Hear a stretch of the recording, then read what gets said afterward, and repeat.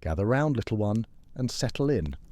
Tonight, we're going to travel back in time to a world of lace, tea, and very, very straight spines.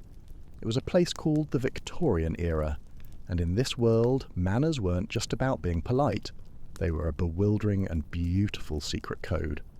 Imagine you're not a child in your comfy bed, but a young lady visiting the parlour of a distant, very proper aunt. You've been told to sit up straight, hands folded just so, and never let your back touch the chair. Why? Because in this strange world, posture wasn't just a detail, it was destiny. The unbreakable rule of the spine. You sit with your spine as straight as a ruler, your hands demurely folded in your lap, shoulders back and chin gently tucked. You dare not lean back, for that would suggest laziness, and crossing your legs is simply scandalous. Stretching is for animals, not for proper ladies. In this time, your body spoke before you did. A straight spine showed discipline, poise, and good breeding. Bad posture was deeply suspicious, a sign of moral or spiritual failure.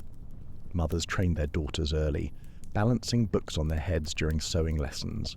Some homes even had special posture-correcting chairs, wooden nightmares with no back support that forced you to sit upright for hours while embroidering something you would never use. This scrutiny followed you everywhere, from carriages to churches to ballrooms. Imagine walking into a party where every mother is secretly grading your vertebrae. The way you walked was just as important. You must glide, not march or shuffle. Your feet were meant to barely lift off the floor, toes pointed forward, with your heels making no sound. It's said that some girls were even fitted with backboards, stiff wooden devices strapped to the torso to correct curvature, which felt more like a medieval torture device than a fashion accessory. And here's where it gets especially odd. The obsession with posture wasn't just about beauty, it was a link to your health too. Physicians claimed poor posture squished your organs and ruined your femininity. Yet, despite the importance of a straight spine, corsets, those rib-crushing, lung-collapsing monstrosities, were still the norm. It's a special kind of irony to be judged for bad posture, while your entire torso is being cinched to the width of a baguette. You learn to keep your back rigid even when your emotions are not, practicing smiling without slouching, sitting without sinking, existing without offending. And you realize your spine wasn't just about bone alignment, it was about social alignment. Yours had better match theirs, or else. Generations of women grew up to suffer chronic back pain and pinched nerves, all in the name of respectability. Still, even in the face of absurdity, some found quiet resistance. They added extra padding to their dresses to look more upright or bravely, gloriously, just slouched when no one was looking. Because sometimes survival meant pretending to care about decorum while secretly giving your spine a break. The secret language of the fan. You're getting used to this, aren't you? Your posture is still perfect and your hands are folded just so, but your fingers twitch slightly, reaching for the small folding fan nestled beside your teacup. This fan isn't just for keeping cool, it's your only weapon in this parlour battlefield, and you wield it not for heat, but for communication. In the Victorian world, you weren't allowed to say what you actually thought, so you spoke with a fan, a delicate, fluttering, ostrich-feathered lie detector. This wasn't just dainty flirting, it was a full-blown code system, a tactical espionage tool disguised as an accessory. Speaking openly to a man was scandalous, but passing him a secret message with a flick of your wrist? Perfectly acceptable, as long as no one else caught it. The fan had a whole glossary. Dropping your fan meant we shouldn't be seen together. Snapping it closed quickly meant leave me alone. Resting it against your right cheek meant yes. The left cheek? No. Slowly drawing it across your eyes meant forgive me. And if you covered your heart with it, I love you. Subtlety was survival. Fans were the secret messages of their day. This was a form of power too. In a world where you couldn't vote or own property, a fan was your Morse code, your stylish defense mechanism. And fans were not cheap. A fine lace fan imported from France could cost a small fortune. So not only were you learning a secret language, you were expected to perform it with a fragile piece of artisan craftsmanship. Drop it, break it, and you weren't just clumsy, it was symbolic, like dropping your reputation right onto the parquet floor. The fan wasn't the only accessory under this heavy social microscope, but it was one of the few that gave women a quiet form of power. It's a clever, fluttering rebellion against the very rules it lived within. Women weren't allowed to speak their minds, but they could whisper with silk and feathers. And you wonder how many grand romances, secret affairs, or polite rejections happened without a single word spoken. Finally, picture this. You're at your last ball of the season. You see him across the room, the one you meant to send signals to all week. You try again. A glance, a flutter, a flick. Maybe he catches it, maybe he doesn't. But you hold your fan high, composed, unreadable, because even if you're boiling inside a gown with 37 buttons, you still know how to say everything without saying a word. The pocket crisis. You're getting used to the fan, sort of. At least it gives your hands something to do while you try not to commit the next major faux pas. Tonight's weird etiquette trap is hiding right beneath your skirts, or rather not hiding, because tonight we talk about pockets, or the infuriating lack thereof. You may think a pocket is just a place to stash your lip balm, but in the 1800s pockets were a political statement. Here's the problem. You don't have any. Not real ones, not like the men do. In the 1700s women used to have pockets, big ones too, tied around the waist under layers of skirts. But by the time Queen Victoria took the throne, dresses got tighter, skirts more sculpted, and the idea of cutting a hole in your carefully constructed gown just so you could carry your stuff. Outrageous, indecent even. A visible bulge where a lady stored her handkerchief was simply unthinkable. So you're left with nothing, or worse, you're told to carry a reticule, a tiny decorative handbag the size of a fig. It's dainty and holds approximately 3 things: a coin, a calling card, and the weight of your crushed autonomy. Historians still debate whether this shift was an accident of style or a deliberate act of control. Some suggest that by depriving women of a place to carry items, society kept them more dependent. After all, if you can't carry money, how far can you really go? And so here you are, invited to tea across town. You need a handkerchief, a comb, a key, but you have nowhere to stash it. You have to ask your brother, or worse, your maid. It's not just inconvenient, it's absurd. Men's clothing, by comparison, is a veritable storage system with waistcoat pockets, coat pockets, and secret inside pockets. They're practically portable filing cabinets. And what do you get? A decorative pouch tied with a ribbon, of course. But women, as they tend to do, got creative. Some kept money in their gloves, others stitched hidden pockets into petticoats. One particularly rebellious trick involved sewing tiny compartments inside corsets. The broader truth, however, was stark. You weren't trusted to carry your own stuff. You had no access, no freedom to act without preparation. It's worth noting that this nonsense didn't go unchallenged. As the century progressed, suffragettes made functional pockets for women, part of their broader demand for rights. "It has pockets" has become a modern war cry, a tiny victory shouted from department store fitting rooms. So tonight, as you fumble for your comb, take a moment to appreciate the sheer absurdity of it all. You live in a world where an entire gender had its carrying capacity surgically removed by a society obsessed with control disguised as fashion. And maybe, just maybe, you tuck a small stone into the hem of your gown, not for use, just to know it's there. The glove gauntlet. You're standing by the doorway, ready to step outside, but something's wrong. You forgot your gloves. Panic sets in, because in the Victorian world, showing up somewhere with bare hands isn't just awkward, it's practically a declaration of social war. Gloves weren't a fashion choice, they were armour. Etiquette demanded them, society enforced them, and scandal lurked in the fingers of the gloveless. Here's the deal. If you're leaving the house, you're wearing gloves. Visiting someone? Gloves. Shopping? Gloves.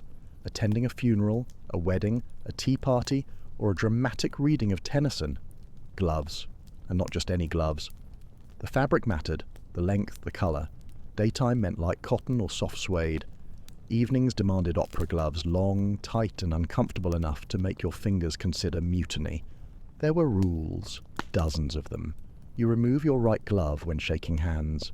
You never eat with your gloves on, but you don't remove them the moment you enter a room. You wait until the appropriate social cue, usually once your hostess has done it first. Historians still debate whether glove rules were about hygiene, modesty, or just a clever way to keep women busy and confused. To touch bare skin was intimate, scandalous even. A man touching a woman's hand without gloves could ignite a flurry of gossip. A gloved handshake was proper. A bare one was practically a marriage proposal. And yet, gloves weren't just barriers, they were stage props. A lady might accidentally drop one, knowing full well a gentleman would dive to retrieve it. That tiny scrap of fabric would become a relic, but fine gloves were expensive, and if a glove ripped in public, you'd better hope it was your non-dominant hand. Exposed knuckles were social suicide. Gloves were also associated with morality. She's no better than a woman who walks around bare-handed, someone might whisper. Gloves became metaphors for purity and good breeding. To remove them in public was like peeling away propriety. It's no wonder gloves became a favourite prop in novels, usually right before the scandal chapter. So here you are, walking into your aunt's parlour 5 minutes late, hoping no one notices your gloveless state. You keep your hands close to your skirts, maybe you pretend to be chilled, but deep down, you know what the room is thinking. What else has she forgotten? Her modesty? Her morals? Her marriage prospects? It's ridiculous, and yet you feel it. That tiny anxiety, that flutter of shame, all from 10 fingers and no gloves. So next time you slip your hand into a warm glove on a cold morning, spare a thought for your Victorian counterpart. She wasn't just keeping her hands warm, she was keeping her dignity intact, one stitch at a time. The calling card gauntlet. You've survived the glove crisis, bravo, but don't relax just yet. You're now standing outside the home of a Mrs. Hartford Smith, the air thick with the scent of lavender and social anxiety. You're not here for fun.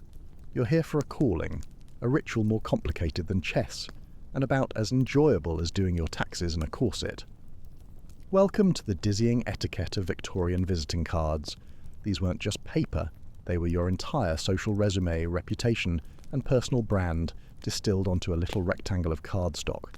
It had to be creamy, tastefully engraved, with no colours, no frills, and absolutely no scent. This was not a love note. This was diplomacy. And you're not just here to say hello. You're performing an elaborate social dance where one wrong move, a premature knock, a misfolded card, can doom your reputation for a full season. You reach into your tiny card case and extract a card with your gloved fingers. You hand it to the maid. Now, here's where it gets interesting. You don't get to walk in. Oh no. If you're not expected, you leave your card at the door, literally. This is leaving one's card, and it is Victorian for just checking in to make sure I'm still part of your acceptable friend tier. Sometimes you fold the top left corner to indicate you're calling in person and not just dropping by. A folded bottom corner meant condolences, an edge turned under meant congratulations.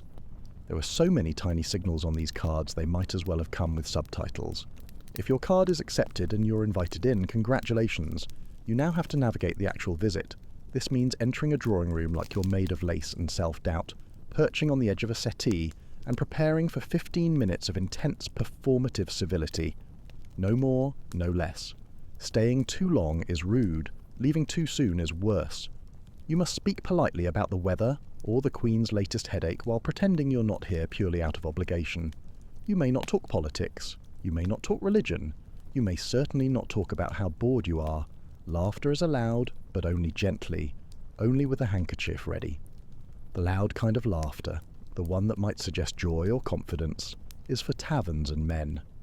Even the storage of these cards was strategic.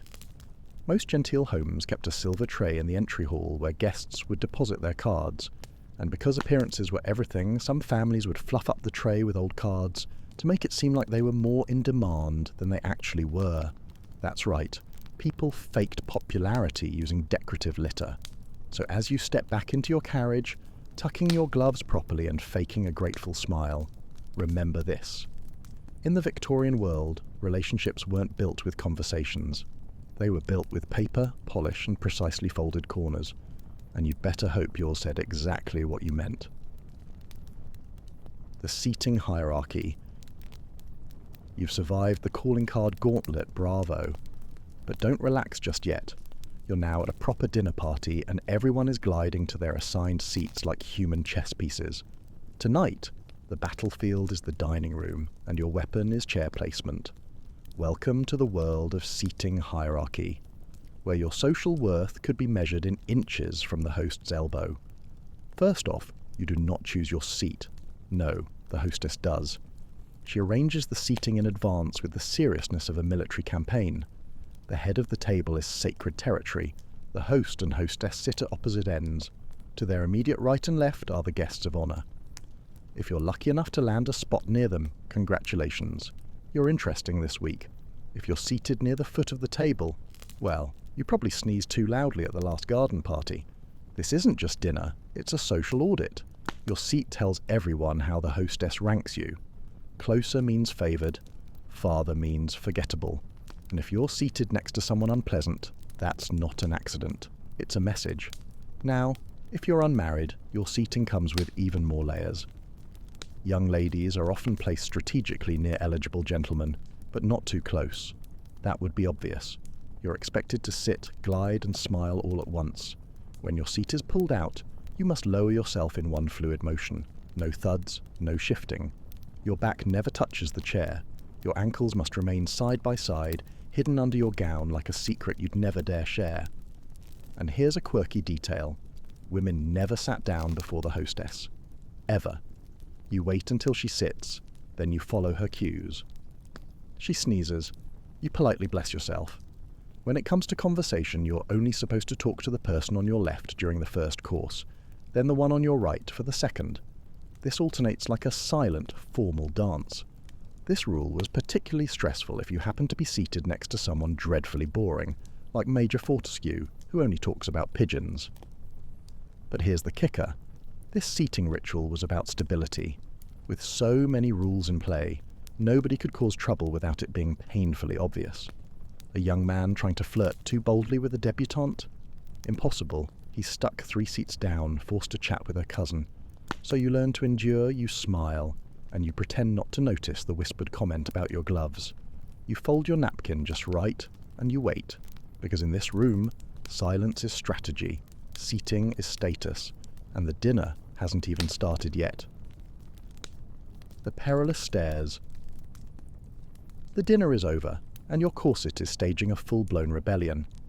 But just when you think you've made it through the evening without social injury, your hostess rises and says, "Shall we take a turn about the drawing room?" Oh no. It's happening. You're going to have to walk in public with people watching, and worse yet, there are stairs. Victorian staircase etiquette was less about architectural navigation and more about avoiding moral collapse. Because somehow, even walking up a flight of stairs could be suggestive if you weren't careful. Here you are, a lady in a gown with 13 pounds of petticoats, and you must ascend with the grace of a duchess on a cloud. Behind you is a gentleman, and this is where things get delicate. In proper Victorian society, a man was never supposed to ascend the stairs directly behind a lady. That would mean he'd be at eye level with her ankles, or worse, her calves. And in this deeply paranoid social ecosystem, that was akin to gazing directly at her inner thoughts. Scandalous. Indecent. The result was that staircase protocol became weirdly specific. The man either had to hang back awkwardly, or if he was bold, go up first so he couldn't ogle anything he wasn't supposed to. It was like a duel of chivalry. After you. Oh, no, I insist, after you. I couldn't possibly. But I might see your shoes. Exactly. And speaking of shoes, those were another problem. Women's hemlines were long, but stairs made them treacherous. One wrong step, and the whole skirt could hike up just enough to flash a glimpse of stocking. So women learned to glide, holding their skirts just high enough to avoid tripping, but not so high that anything suggestive peeked out. You were expected to climb stairs like you weighed nothing, as if gravity itself admired your breeding and decided to ease up a bit. Descending stairs was a different kind of danger. Going down meant your face was visible, but you had to look at the steps, not the people watching. Eye contact while stepping down could be interpreted as boldness, and you never offered your hand unless you stumbled, in which case the appropriate gesture from a gentleman was to catch you and immediately apologise, as if he had done something wrong. It's all about appearances and control. But of course, rebellion existed. Daring women, the rebellious kind who didn't wait for a chaperone at every stairwell, who marched up stone steps without a single glance behind. These were often American women, scandalously independent. British society tolerated them barely, but only because they were assumed to return home eventually. So back to you. Your foot touches the final stair. You've made it. Your skirt stayed in place. Your gloves didn't catch, and the gentleman behind you stared at the banister like his life depended on it. You step gracefully into the drawing room. One more etiquette obstacle conquered. The handkerchief's secret language. You've survived the stairs barely. But now you're perched once again on the edge of a too-small sofa, sipping tea that tastes like boiled patience. Conversation drifts around you, and you're politely pretending to care.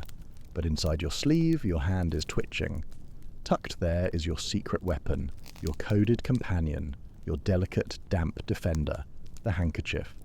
In Victorian society, a handkerchief wasn't just a square of fabric, it was a communication device. Folded, dropped, fluttered, or twirled, it sent messages more scandalous than the average dinner party ever dared to voice. The language of fans might have been dramatic, but handkerchiefs were low-key dangerous. Let's start with the basics. Everyone had one, some people had dozens. A lady never blew her nose audibly, that was considered ghastly. A gentle dab at the nostrils was permitted, barely, and only with grace. But beyond the sniffles, handkerchiefs were coded tools. Held neatly in the left hand, it meant, I'm awaiting your approach. Twirled absent-mindedly, I'm bored. Dropped by accident in front of a gentleman, that's no accident, that's bait. And if he picks it up and hands it back with a meaningful glance, well, now it's a courtship. Historians still argue how widespread this handkerchief language really was. Some claim it was just a literary flourish. Others believe women really did master these signals as a workaround to their voiceless roles. After all, when society says you can't speak first, you find other ways to get your message across. Lending someone your handkerchief was an intimate gesture, more intimate than a handshake. Lending it to a man meant something. Accepting one from a man was practically a contract. But sometimes it was weaponized. Think of the passive-aggressive sniff, the carefully timed dab of a dry eye during a dramatic reading. One woman reportedly caused a full household rift by accidentally leaving her lace-trimmed handkerchief on a rival's chair, embroidered with a monogram that wasn't hers. Handkerchiefs also had sentimental weight. They were kept in memory boxes, pressed between pages of love letters. They were handed down mother to daughter as tokens of femininity and restraint.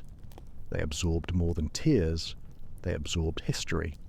And then there was the mourning handkerchief, black-edged, starched, and thick with symbolism, used in funerals and periods of grieving that could last for years. So tonight, as you tuck your handkerchief back into your sleeve, carefully folded, scented with rosewater, and embroidered with just the right degree of subtlety, you know its power. It is protection, expression, and sometimes even defiance. And tomorrow, when you see him again, you just might drop it on purpose. The moral compass on your head. It's a new morning. A fresh breeze flutters the lace curtains. You, meanwhile, are locked in your bedroom in a state of absolute panic. Why? Because your hair is wrong. Victorian hair etiquette wasn't just about curls and combs. It was a full-time moral compass perched on your scalp. Your hair says everything before your mouth gets a chance to say anything at all. Hair was sacred, literally. It was tied to virtue and emotional state. Wild hair meant a wild woman. Perfectly coiled ringlets meant modest, well-raised, and just the right amount of repressed. You were expected to wear your hair up, always, unless you were under 13 or mourning. Letting your hair hang loose as a grown woman was reserved for the deeply ill or the artistically unhinged, and your hair had to be styled thoughtfully, tastefully, laboriously. Enter the pins. So many pins. You will spend at least half an hour each morning twisting your hair into a soft yet structured arrangement that looks effortless but requires a small engineering degree. Buns, braids, coils, and the occasional Grecian knot were all in fashion. but not too high. Showy, not too low. Slouchy. Somewhere near the back crown of the head seemed safe. Of course, the materials mattered. Hairbrushes with natural bristles, tortoiseshell combs, ivory pins. Hair oil was a must, rose-scented preferably. A greasy sheen was in. Dry hair meant neglect, or worse, poverty. And let's talk about hair washing, or more accurately, the lack thereof. Weekly hair washing wasn't common because water was a production. Instead, they brushed a lot, 100 strokes a night. It wasn't just vanity, it was believed to stimulate the scalp, distribute oils, and prevent moral decay. The truly unhinged part? Hair as a keepsake. Victorians loved to gift locks of hair. Romantic partners exchanged curls tied with ribbon. Mothers snipped baby curls to keep in lockets.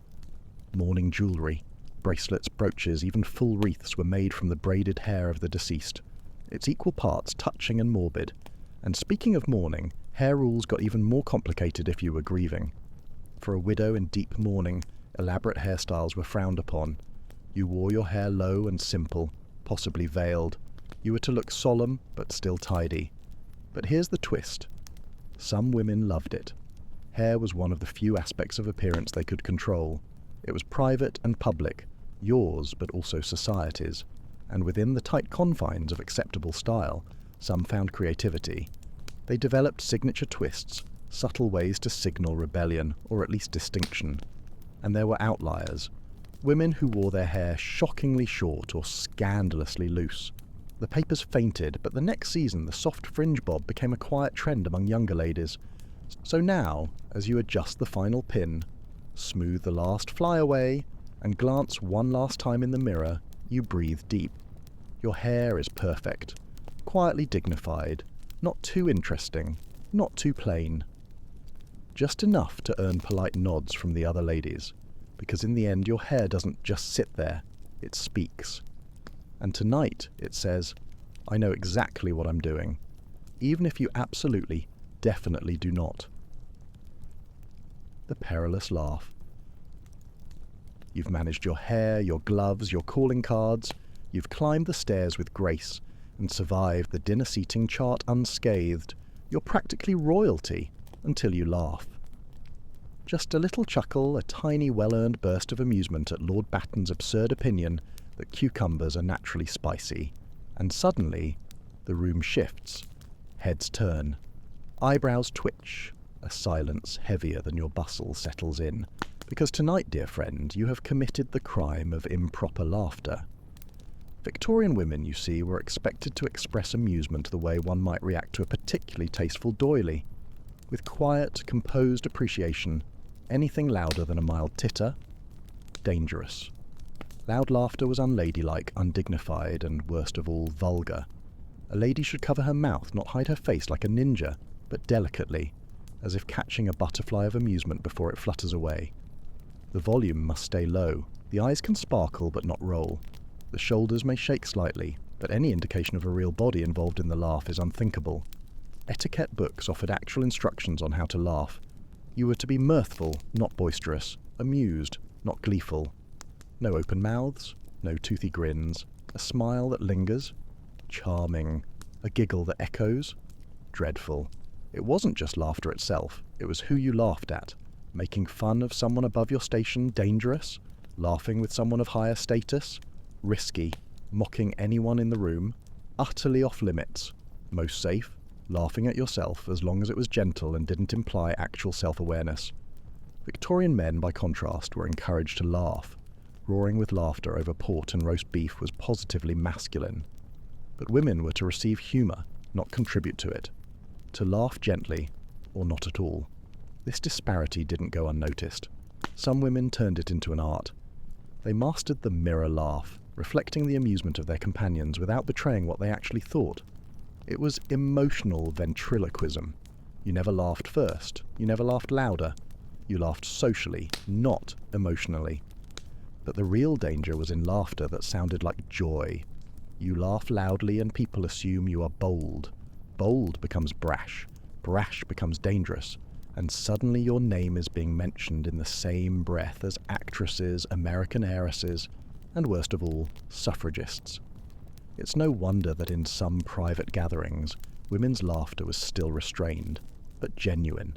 A brief reprieve where they could be human for 15 minutes between tea refills. So now, as you sit on that too small sofa, eyes sparkling but lips barely parted, you release a laugh. Soft, polished, palatable. It floats out into the parlor, lands gently on the floral rug, and disappears. You've passed. But just once, when no one's looking, you allow yourself a real one. Sharp, loud, joyful, and utterly forbidden. The houseguest's ballet. The parlour has quieted, the fire is down to a polite flicker, and the guests are beginning their elaborate goodbyes. But you're staying the night. A guest in someone else's home, a delicate situation requiring supreme grace, silent footsteps, and a well-packed overnight bag. Because in the Victorian era, being a houseguest wasn't just about showing up with flowers and a toothbrush. No, you were expected to perform a hospitality ballet, a precise, exhausting, utterly baffling set of rituals known as guest etiquette. Let's start with your arrival. You never just drop in. You send a note in advance requesting permission to visit. Once inside, you are no longer entirely human. You are a guest, which means you must be delightful, undemanding, and eternally grateful, even if the bed is lumpy and the wash basin smells faintly of mothballs. Your bags are taken up by a servant, and you're led to your room. There's a pitcher of water, a comb you probably won't use, and a bell pull cord that you are absolutely terrified to touch. What if you summon someone by accident? So you don't touch it. Then comes the guest book. Many homes kept one, a large leather-bound tome in which you are expected to write your name, date of arrival, and perhaps a sentiment like, "So honoured to be among such dear friends." Anything less than syrupy flattery marked you as ungrateful. You don't compliment the food too much. Doing so implies surprise, as if to say, "What delicious roast partridge." Sounds like, "I didn't expect this dump to serve edible game." So you keep it modest, so agreeable, you might murmur. Quite a pleasing texture. Food is not about pleasure, it's about civility. The rest of the day is structured. Morning walks, reading in the drawing room, maybe croquet if the host is feeling whimsical. And you are expected to participate. Declining an activity without a very good excuse is considered rude. And what if you want privacy? Hilarious. You have none. Your room may not lock, and Victorian houses, for all their grandeur, were often draughty and creaky. Everyone hears everything, so you tread lightly, cough discreetly, and do not slam doors under any circumstances. And when it's time to leave, you do not simply pack and go. You must say goodbye to every member of the household, leave a final note or small token for your hostess, and express hope that you have not disturbed the serenity of her home. There's even a belief that overstaying your welcome brings misfortune. 3 nights is civility, said one etiquette book. 4 invites fate. So you time your departure with surgical precision, and once you're gone, the host will definitely talk about you. She was punctual to breakfast. He walked too heavily. Her boots left a mark. These aren't just comments, they're votes on whether you'll be invited again. So, as you climb into the carriage, gloved hands folded, hat perfectly centered, you allow yourself a breath of relief. You didn't break anything. You didn't overstay. You didn't get caught humming in the hallway. You were the perfect Victorian guest, even if you secretly hate croquet.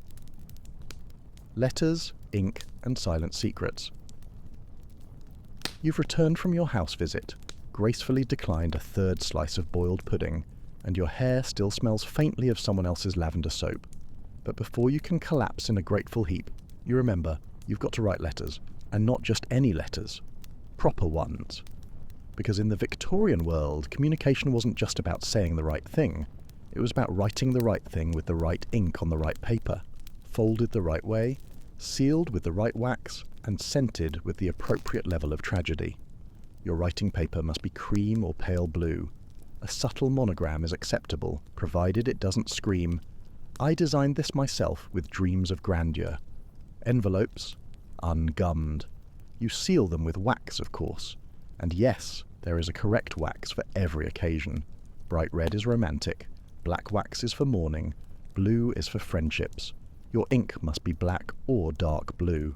Violet is flirtatious, and green ink, as we've noted, is for rebels and poets. But now you add your secret ingredient, scent. Some women dip their letter paper in rose water or orange blossom before drying it flat between books. Others dabbed perfume on a separate sheet and slipped it into the envelope as a scented decoy. A letter that smelled faintly of lavender was familial. One dabbed with violet was romantic. Gardenia, bold, jasmine, suggestive, musk. Now you're playing with fire and everyone knows it. And then there was what you wrote. Victorian letter writing was emotional ballet. Every line had layers. I trust this finds you in good health could secretly mean, I've been thinking of you at odd hours. You might reference an object. The book you lent me has been a fine companion, as a code for, I'm not entirely over our last conversation. The letters could be read aloud, so whatever you wrote needed to withstand public scrutiny. Many women even drafted their letters on scrap paper first, editing for tone and margin alignment.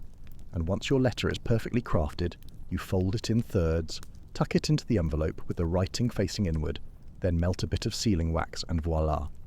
One socially safe communication ready to be delivered. But what about letters you receive? You wait. Responding too quickly makes you look overeager. Waiting too long makes you seem aloof. The sweet spot? 3 to 5 days. One fringe favourite technique involved warming the envelope slightly before delivery, enough to awaken the perfume and ensure it hit the recipient right in the nostalgia.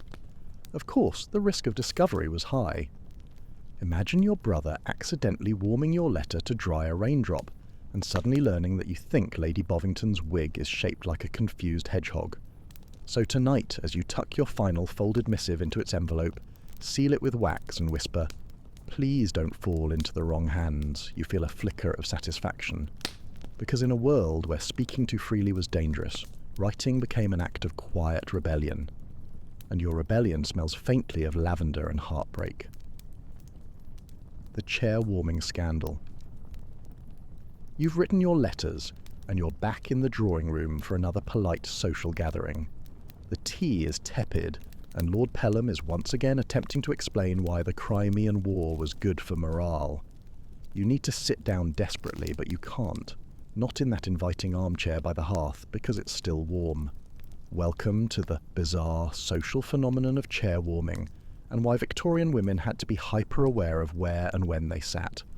In polite society, sitting in a warm seat, especially one recently vacated by a man, was considered vaguely inappropriate. Why? Because it suggested intimacy, bodily heat, presence. In a world that flinched at the sight of an uncovered wrist, the lingering warmth of someone's posterior was just too much. This rule, of course, applied mostly to women. Men could plop into any seat without much thought. But for women, the etiquette was layered, awkward, and full of potential peril. Say a gentleman had been sitting in the window seat. He stands up to fetch tea. The seat is now vacant, yes, but it is also contaminated. You, the observant and ever so proper lady, must now wait. How long? Enough for the chair to cool, a few minutes at least. It gets worse. If you do sit down, and someone notices, a raised eyebrow, a glance between friends, a note made for future gossip. Miss Trenworth sat in Sir Edmund's chair, still warm, shameless. Historians are divided on whether this rule was widespread or more of a fringe fixation, but either way, the implications were real. A woman's relationship to furniture wasn't just physical, it was symbolic. Even the act of claiming a chair was tricky. You were supposed to hover politely, perhaps float by, and happen to rest when someone insisted. And if a gentleman offered you a seat, you were to hesitate, protest once, maybe twice before accepting. Too eager, and you risked seeming forward. The goal was to appear as though you were doing him a favour by allowing yourself to be seated. And let's not forget how you rose from a chair. Not too fast, you might seem startled. Not too slow, you might seem reluctant. You pressed your gloved hands on the armrests, leaned slightly forward, and rose as if lifted by an invisible string. If your skirts swished, fine. If anything got caught in the upholstery and required tugging, ruinous. So now, back to you. You're hovering, carefully scanning the room. That chair by the fire is empty, but it was occupied moments ago by Captain Frobisher. You decide to wait, casually perch on the edge of a nearby footstool, and smile serenely. You are neither so bold as to invade a man's warmth, nor so fragile as to collapse without cushioning. You're a woman of elegance, of restraint, of internalized seating anxiety. And when another chair opens, fully cooled, socially neutral, with just the right balance of form and fabric, you glide into it with the poise of someone who spent her entire life preparing for this exact moment. The parlour tightrope. You've claimed your seat with all the grace of a duchess on a cloud and managed to fold yourself into it without flashing a single petticoat ruffle. Your posture is textbook, but now you've reached the most treacherous terrain in the Victorian household, the parlour. This wasn't just a sitting room, it was the social proving ground, the place where reputations were built, broken and embroidered over. As you cross the threshold into the parlour, you're already being observed. You must greet the hostess first, always. A simple nod won't do. You need a slight curtsy and a few pleasantries like, "What a lovely arrangement of rhododendrons." Then if the room is full, you must select your spot carefully. The parlour is socially zoned like a chessboard. Near the fireplace is where the older ladies gather. By the piano, young hopefuls. Near the window, dangerous, too exposed to scrutiny. You find a spot on a love seat that already has a chaperone, a friendly matron perched on one side. Perfect. You're immediately seen as respectable and not lurking for flirtation. Then begins the parlour dance. Small talk. Not real talk, not opinions, not honesty. You might discuss the weather, the most recent charity fete, or a recent sermon. But the second you drift toward controversy, say the Irish question, or even a bold thought about Mrs. Montgomery's new bonnet, you've overstepped. You nod more than you speak. You laugh gently. You speak only when spoken to, unless you're introduced and prompted with a question. It's not a conversation, it's a performance of harmony. And then there's the piano, the parlour's crown jewel and its greatest curse. If you play, you must pretend not to want to. The hostess may say, "Won't you favour us with a piece?" You must demur at least once. "Oh, I'm out of practice," but refuse a third time and you risk looking like a killjoy. When you finally sit, you play something modest, a light waltz, a Chopin prelude, something to say, "I am educated, but not. I'm auditioning for the Paris Conservatoire." The most dangerous subject of all? Men. You do not bring up a gentleman unless he's royal, dead, or both. Even referencing your own brothers or cousins too frequently could be seen as a subtle way of parading connections. And heaven forbid you mention a gentleman's appearance. One innocent remark about someone's shoulders, and suddenly you're branded as bold. So tonight, as you sip your imaginary tea and nod along to a very tedious discussion about corn yields, you know exactly how to survive. You ask polite questions, you feign interest, and when someone dares to say something real, you pause, smile, and offer them a lifeline. How about those rhododendrons this year? The ankle scandal. So you've learned how to sit, speak, walk, and even blink like a lady of impeccable Victorian decorum. But what if, in a moment of unguarded impulse or gasp, curiosity, you wanted to speak to a man alone, in private? Well, you couldn't. Welcome to the unnerving realm of the Victorian chaperone system, where no interaction between a proper young lady and a gentleman could be left to chance. If you wanted to talk to a man, you needed a witness, a buffer, a walking, breathing embodiment of social caution. Your chaperone, your mother, your older sister, or a vigilant aunt, had one job: to observe, redirect, and if necessary, intervene. Unsupervised conversations between unmarried men and women were potential ticking scandals. A 5-minute chat on a park bench could fuel weeks of gossip. A walk in the garden without a third party. You may as well start planning the wedding or the exile. The rules were stiflingly clear. If a gentleman called upon you, he did so in the presence of your family. If he wrote to you, the letter was often read aloud by a third party first. If you met him in public, you could only speak if introduced, and never for longer than it takes to comment on the weather. If he invited you anywhere, the answer was always a polite no. This system either protected women or imprisoned them. Some say it gave women the protection they needed in a society obsessed with appearances. Others claim it was a method of control, ensuring every interaction could be monitored and judged. A lax chaperone was just as scandalous as an unattended girl. If Mrs. Southworth allowed her niece to speak to the curate for more than 10 minutes, people started asking, why? But the system wasn't entirely without cracks. Some clever women used their chaperones as cover. You might plan a walk through the park, and while your chaperone pauses to admire swans or lament the decline of moral poetry, you exchange quick words or even a handkerchief with your suitor. This was risky, thrilling, and often the only way to advance a relationship beyond polite weather commentary. So tonight, as you imagine yourself in your prim walking dress, you glance to your left. There she is, your chaperone, watching, waiting, ready to protect you or prevent you, depending on the moment. And you realize every step you take is shadowed not by danger, but by a very polite, very firm, very unshakable presence. The dance card and the waltz. You've withstood the chaperones, the language of lace, and the perilous world of conversational restraint. But now it's time to enter the true Colosseum of Victorian etiquette, the ballroom floor. In the Victorian era, a dance wasn't just a dance, it was a statement, a strategy, a public declaration of alignment and interest. It began with the dance card. You arrive at the ball and you're handed a small, dainty booklet. Inside are numbered slots for each dance of the evening.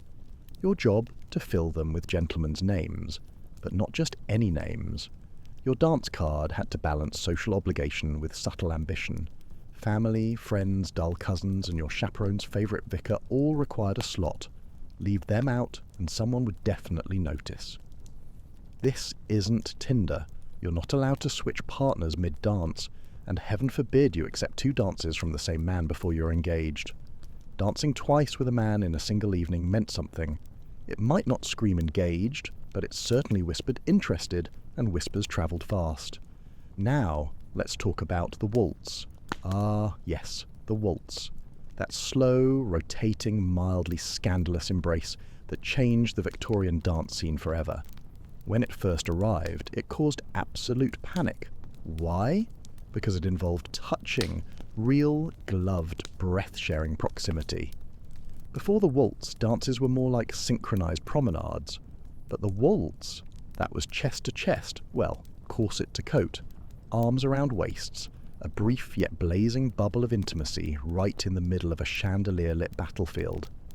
At first, only married couples or daring debutantes attempted it, but as the years progressed, it became socially acceptable, with supervision.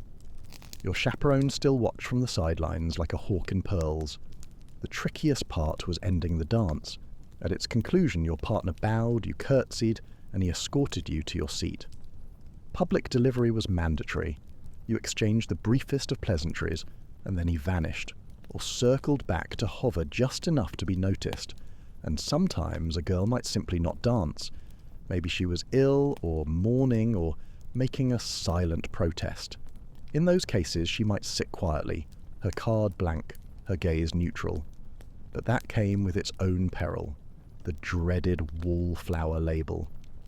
Wallflowers were women who, for whatever reason, weren't asked to dance. Once labelled, it was hard to shake.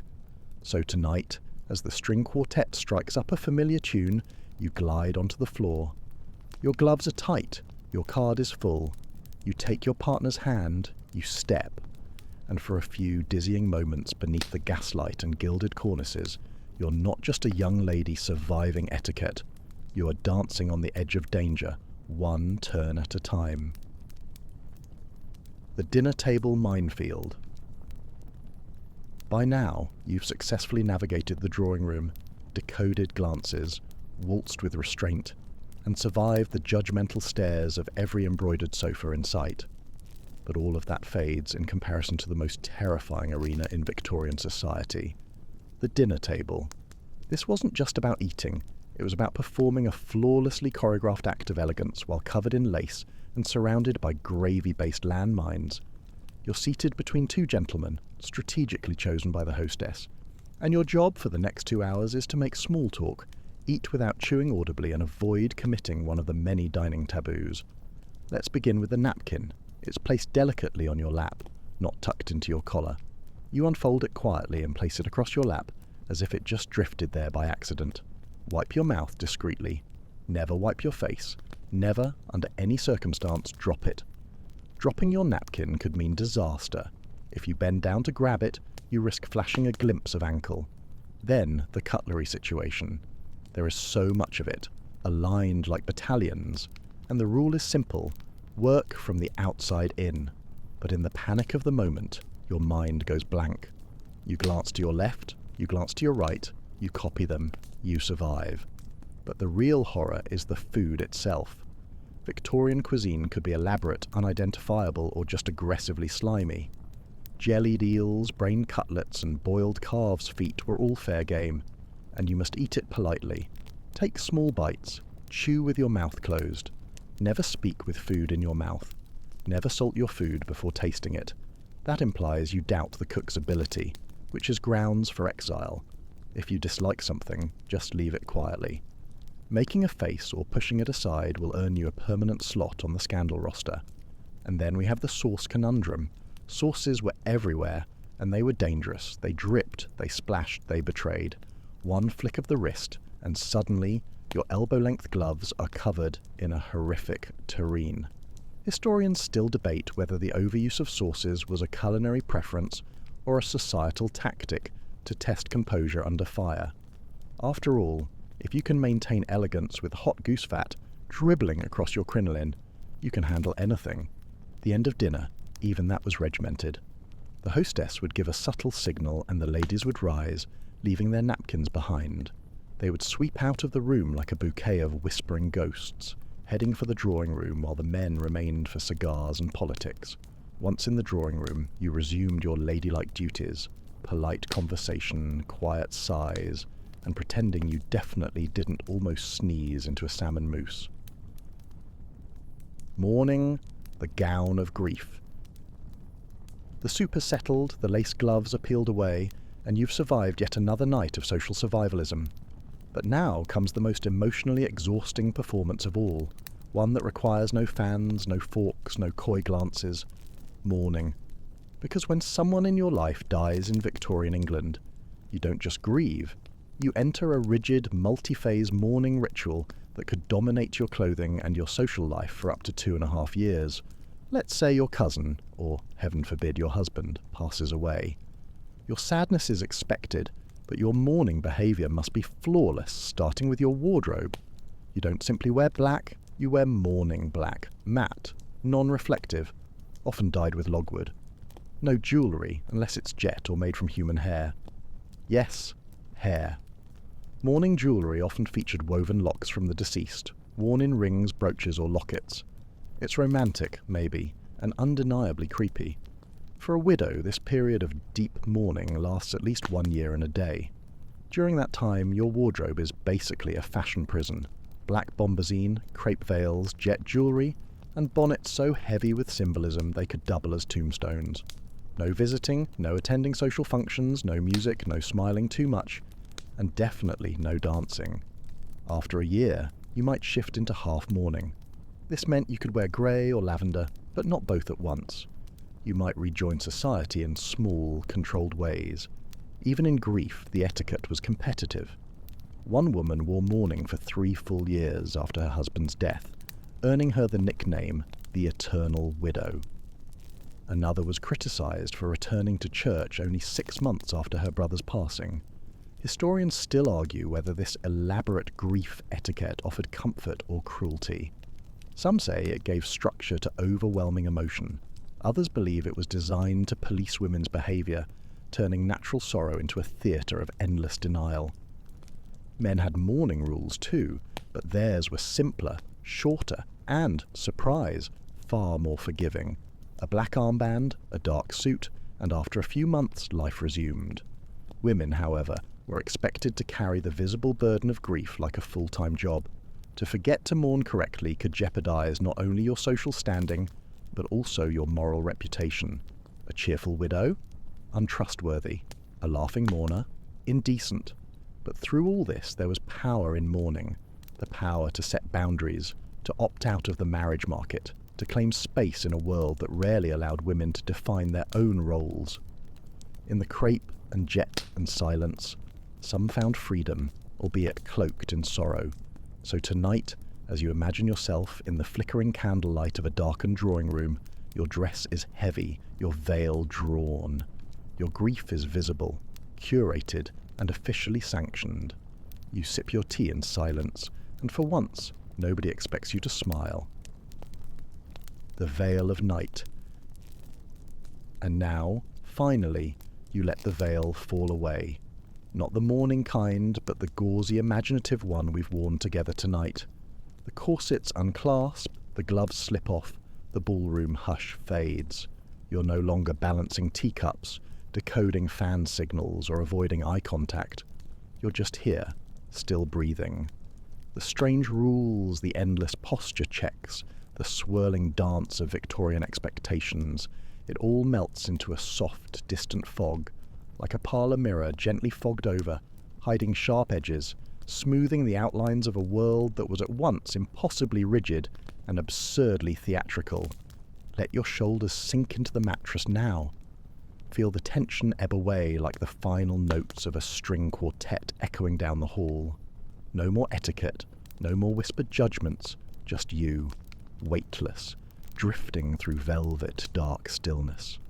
The night deepens, the world outside hushes. The bustle of 1,000 silent rules, the creak of morning gowns, the clink of a spoon against bone china, all of it fades. What's left is quiet, safe, simple. You are no longer performing. You are resting. Let yourself surrender to that slowness, that hush. Let your breathing stretch out like a curtain being drawn. You've survived the unspoken code of an entire era. Now it's time to sleep, not under the rules of society, but beneath the calm of your own soft quiet. You did well tonight. Sleep deeply now, knowing the world will still be there in the morning, just a little less corseted.